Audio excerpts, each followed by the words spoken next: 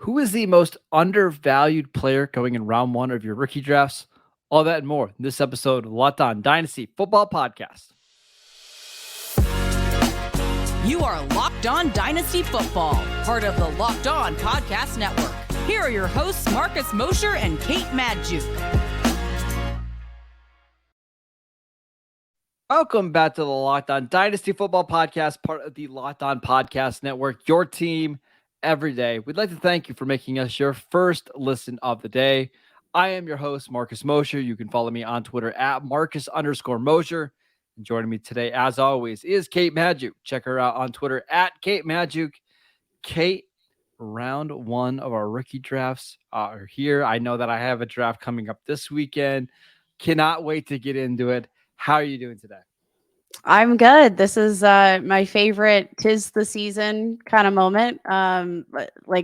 Love this period in rookie drafts because I feel like everybody's still trying to figure things out. And there's a lot of times where we're just kind of going off consensus, right? And I don't know who sets the first consensus board. Somebody in the high heavens does. And then I feel like we just kind of follow it. So this is kind of a time where if you're paying really close attention, there can be some big potential values, or you might be setting yourself up for some not so great picks just because average draft position kind of has guys in a particular range here. Mm-hmm. So this is the time of infinite possibilities. And I think it's time to start analyzing some of the ADP we're starting to see shake out in these rookie drafts. Yeah, and today we're looking at the first round of Superflex league. So as you can imagine, quarterbacks are going to be valued pretty high in this. But let's start on the positive. Who is somebody that you think is undervalued right now in the round one rookie drafts? Undervalued, generally speaking, Marcus, I am going to give a shout out to my guy, Will Levis, who's being drafted as the quarterback 4, ranked on average here in this first month of ADP, 11th overall, which again feels like a value, right? But there are a lot of quarterbacks here. I think that, three of the top 4 picks, all quarterbacks here outside of Bijan Robinson. Will Levis, I think, does have probably the most value out of all of them, right? You look at his potential pathway to becoming an NFL starter. The runway is pretty clear for him. Malik Willis, not exactly what we expected coming out. We knew he was raw, but I don't think anybody expected just how raw he would be when he stepped on the field for the Tennessee Titans. Now Will Levis kind of has this clear runway, clear pathway to a starting job. And Marcus, the one thing that I go back to over and over and over again with Will Levis in terms of what could make him of value in dynasty leagues is the fact that this dude has some sneaky mobility. And I do think that in this era of, valuing rushing quarterbacks, you hear a lot about Will Levis's arm. You don't hear a ton about his legs, and feels like a very vastly underrated aspect of his game is, his ability to use his size and move like a guy much smaller than his size, right? Yes, I would agree. For me, and listen, I know you're a little bit different here, so I can't even say this, but I think Anthony Richardson, there's a big tier between Anthony Richardson and the next group of quarterbacks in Superflex leagues. And we can debate, and we will, Bryce Young, CJ Stroud. There shouldn't be that big of a gap between Young, Stroud, and Will Levis to me, because of those 3 players, it's Levis who has the better rushing profile. I think Levis went to the better team, right? It's pretty clear that he's going to be the starting quarterback of that team pretty quickly. So I agree. He shouldn't be going at the 11th pick and Bryce Young going at 3. Like that, that's too big of a gap, in my opinion. Yeah, I think that, again, when you're looking at that rushing ability, right? Like in this sort of question of how significant is this tier break, I definitely don't think it's as big as average draft position would dictate. Now, the thing about the Tennessee Titans, the receiving core, it's pretty much just Treylon Burks at this point. There's not much else there in Tennessee, but In a dynasty league where we're looking at long-term value, Will Levis, projected first round pick. He's got the size. He's just got the quarterback vibe, right? And like, to be honest, we keep trying to find like the next quarterback who maybe had some accuracy issues in college, and can he clean those up at the NFL level? I'm not saying Will Levis is Josh Allen by any means, but in terms of their like mobility, watching them, like I think Will Levis very much reminds me of a Josh Allen when you look at their run Yeah. game overall. Well, and you mentioned the wide receivers, right? It's not ideal. I saw an article from Mike Clay today ranking the wide receiver cores, and Tennessee was at the bottom at 32. So again, it's not good. And 32 feels generous, honestly.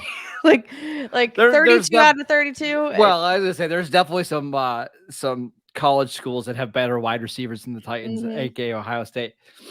But if you compare that to what Houston and Carolina have, I'm not sure there's a massive gap, right? Like, who's your favorite Carolina Panther receiver right now? Is it Adam Thielen?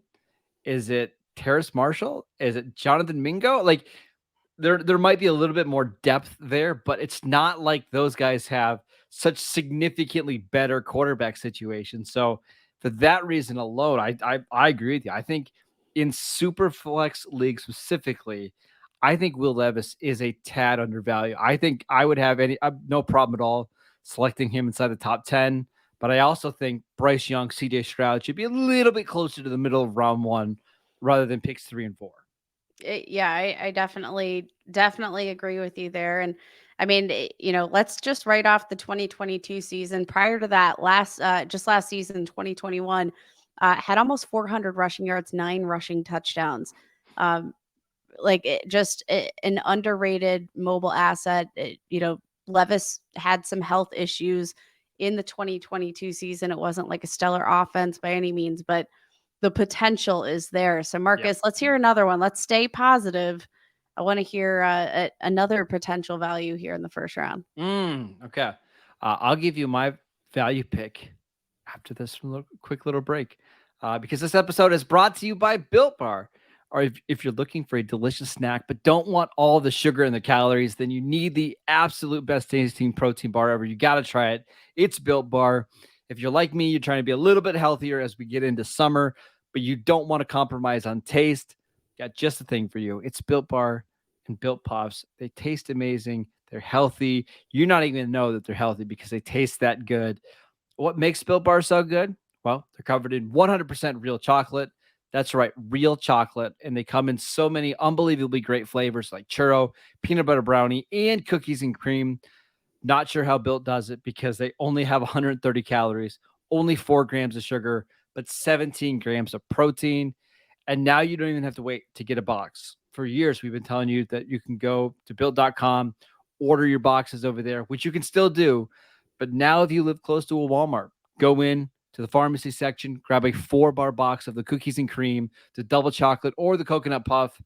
Or if you live close to a Sam's Club, run in, grab a 13-bar box with some of the hit flavors, including brownie batter puff and churro puff, and you can thank us later.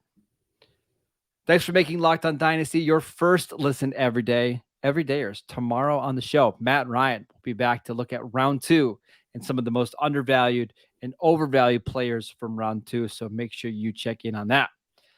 All right, Kate, my most undervalued player of round 1 is actually the final pick in round 1. It's Devin Achane, running back for the Miami Dolphins.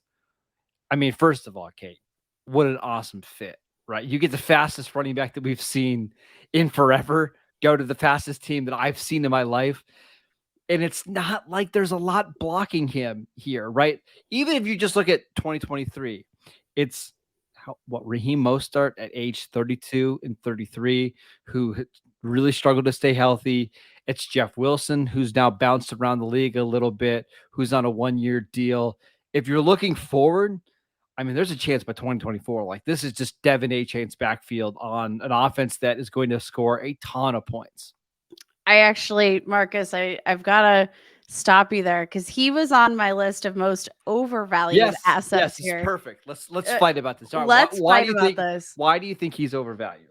All right. So, I mean, let's first of all, like, just from the most basic standpoint overall, right? 5'9", 188 pounds doesn't necessarily profile as a guy that's going to see a ton of volume here in the NFL. But like from a team fit perspective, like Devin A-Chain was the most pick in the entire NFL draft. Like you could have smelled that pick from 18 miles away. We know this is an offense that likes speed, and of course, there's no better answer to that than Devin A-Chain. But like the Dolphins are not a team that are centered around the run, so like maybe I do think in terms of this being a great NFL fit, absolutely, and I'm gonna applaud that all day, but. For fantasy, I think we're overdrafting him just a little bit. Dolphins ranked second in with the second fewest rush attempts in the NFL last season, 26th in rushing yards. As a team, had 56 total red zone carries among running backs, wide receivers, and tight ends. Like just 18 carries inside the 5. Like the opportunity was not necessarily plentiful in the Miami Dolphins system here. And like, do we really think that Devin A-Chain, a 5'9", 188-pound back, is the thing that's going to change this into a run first team? Absolutely not. I still project them bottom 10 in terms of rushing attempts, probably bottom 10 in terms of rushing yards. Their scoring potential, no doubt. But even for a team that, was super productive, like, again, 18 carries inside the 5-yard line. Jamal Williams alone had 33. Yes. Now, let's make the counter argument for that. First of all, I agree with you. This is not going to be a team that's like ever inside the top 12 in rushing yards or rushing attempts, rushing yards. Like they want to throw. Okay. So I get it. However, I think last year they got so pass happy because the running back talent kind of forced their hand. Do you have it pulled up right now? Who were their leading rushers in terms of rushing attempts last year? Because the list of players that they kind of had to cycle in was not great. And now you add in somebody who has third round draft capital coming from the SEC. I could see Devin A-Chain getting 12 touches as a rookie. And if he's getting 12 touches as a game, he's going to have fantasy value. I just don't understand if again, we're kind of looking at these comps, right? And you have Raheem Mostert, who led the team in carries at 181 rush attempts on the year. How old is Mostert, by the way, now? At 30, 31. I think that's ancient for a running back. It's ancient for run, but if we even literally just copied and pasted sets, which Raheem Mostert, like average 4.9 yards per rush attempt, just under 60 rush yards per game, still only had 5 touchdowns on the season, like had over 200 touches on the season. You could copy and paste Raheem Mostert's stats and production, and it's not necessarily going to be viable on a week-to-week basis for fantasy. Well, the problem is Mostert just couldn't stay healthy, right? So you couldn't rely on it from week to week. But I think they play 16 games. That's true. We know the way that Raheem Mostert is in and out of the lineup. I just think you're getting somebody who is so explosive on one of the most explosive offenses we've ever seen. And if all of it costs me is the last pick in round 1, I'm willing to take a chance there. It's not like I'm spending a top 5 pick on this player. I've gambled on worse running backs and worse situations at the bottom of round 1. I'll take the shot of an upside pick here. I think that is fair. I think it's a fine dart throw, but again, give me like a Kendre Miller. Give me, some of the guys that are even falling outside of the second in his place. Because, I mean, again, what like realistically on a season to season basis, what do you project his carry load to look like in the NFL? 200 attempts. Do you see? I think 200 is probably the higher amount that he probably get. My hope is like 200 attempts and 40 catches, right? If he can be around that 240, 250 touch range with his explosiveness, I think it's obviously going to depend a little bit year to year, but I think he's got that game breaking potential where all he needs is one play to be fantasy relevant every week. If this is best ball, maybe I buy in. because I don't have to decide when it is that Sure. he's going to break off one of these runs. And, like for a player that can break off these runs, like that's all you need, right? Like that's one of the reasons Yes. I really like a guy like Kenneth Walker, because you don't necessarily need him to touch the ball a ton. But again, this is a team that I don't think is built around the run necessarily. And I don't think that A-Chain is the kind of running back that you necessarily build a run game around either. So I'm color me skeptical, but I think it wouldn't be outside of the realm of possibility for me if we just saw Devin A-Chain almost replicate what we saw from Raheem Mostert this season. I would take And it. Honestly, in year one, if you told me that's what he did, I would take it. okay. I'm fine taking that at 112 with the hopes that maybe Miami is going to be a little bit more balanced this year to protect Tua. And that's the other thing. Like Miami didn't throw the running backs a lot last year. I'm wondering if we're going to see them do it a little bit more this year to prevent Tua from taking some hits. Again, that's all projection, but we'll see. Kate, I've got a player here in the middle part of round one that I think is way, way overvalued. I'm going to ask you about him next. All right, Kate, we are back here talking about the most overvalued and undervalued players of round one. And I've got to ask you about Dalton Kincaid, who is being drafted as tight end one right now in Superflex leagues. He's going ninth overall in Superflex drafts. I love Dalton Kincaid. I think he's an awesome player. I love his skill set. I cannot get on board using a top 10 pick on him, especially in a super flex league, because he's at best, at the very best, a third passing option on this team. He's fighting for snaps at tight end. We know that the Buffalo loves to run the ball near the goal line. Explain to me why Dalton Kincaid is worth a top 10 pick. It's definitely hard to justify. And I think, Marcus, this is one of those times that we come back to just betting on talent, right? And Dalton Kincaid, best receiving skill set among tight ends in this class. I think that people are just banking on that and the talent of Josh Allen. We knew there was a need for, another passing weapon to step up and be a reliable target for Josh Allen. Gabe Davis, great, but not consistently reliable, right? Like just not. Yep. It just felt like he needed another number two, and it feels like Dalton Kincaid, despite the fact that he's a rookie, like his prowess as a receiver, it feels like he could step up and be the secondary target. But there's a lot of variables, right, in this offense. I do think the one thing that I keep going back to, we're definitely going to see, I think, a shift in terms of what we've seen historically from Buffalo. Last year had one of the lowest usage rates of two tight end sets. I think that's drastically going to change with Dalton Kincaid in the lineup. But Dawson Knox, he's been one of the better blocking tight ends, both in pass blocking and run blocking throughout the league.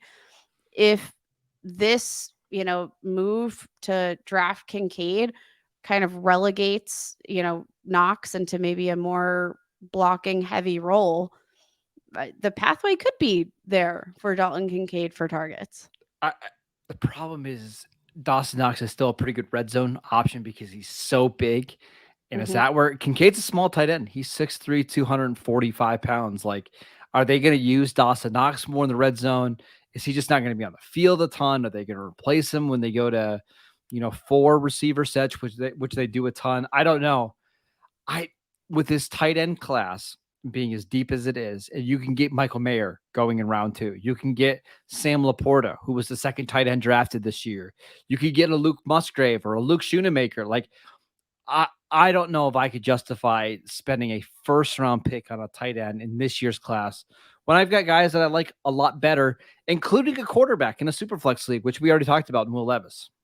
Here's the thing about the first round in Dynasty ADP right now in these rookie drafts.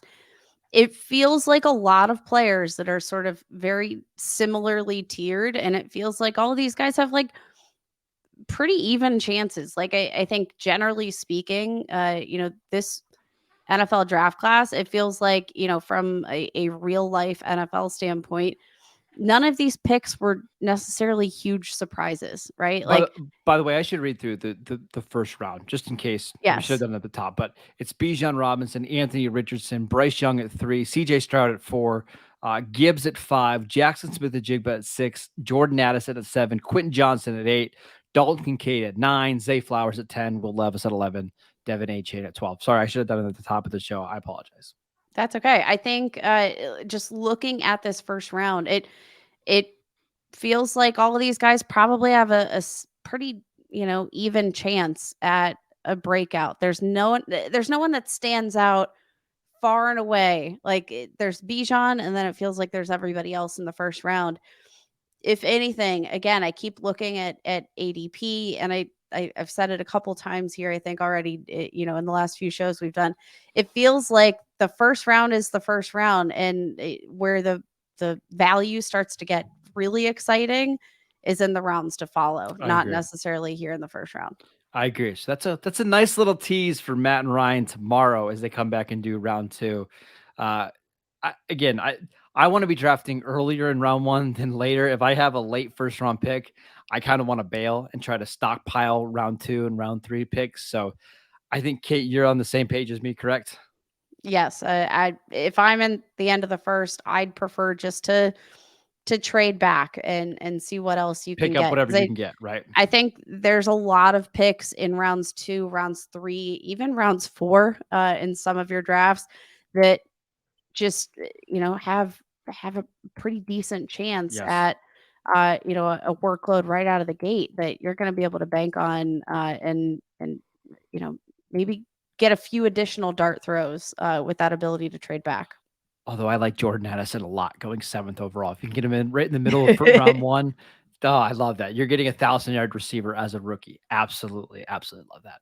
All right, that is it for today's show. Thank you for tuning in. Thank you for making Locked On Dynasty your first listen every day. Again, Matt and Ryan back tomorrow and Wednesday to do rounds 2, rounds 3. Kate, you and I back on Thursday to finish up with round 4, and then a mailbag episode on Friday. Be sure to tune in for that. You can follow the show on YouTube, Locked On Dynasty. You can follow Kate on Twitter at Kate Magdziuk. I'm at Marcus _Mosher, and we'll see you guys next time.